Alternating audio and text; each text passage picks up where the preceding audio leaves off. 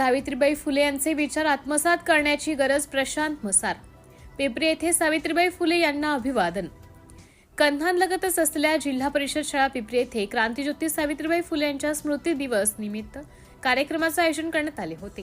या कार्यक्रमाला प्रामुख्याने समाजसेवक प्रशांत मसार, मुख्याध्यापिका संध्या राऊत यांच्या हस्ते सावित्रीबाई फुले यांच्या प्रतिमेला पुष्पहार अर्पण करून कार्यक्रमाची सुरुवात करण्यात आली।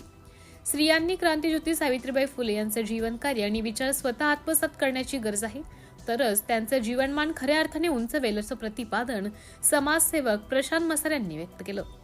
या प्रसंगी शिक्षक गेंदलाल बावनकुळे, शिक्षिका सरिका चोबितकर, सहशिक्षिका, शिक्षक, विद्यार्थी आणि ग्रामस्थ मोठ्या संख्येने उपस्थित होते। सिटी इंडिया न्यूजसाठी शहर प्रतिनिधी मनीषा मेश्राम, कन्हान।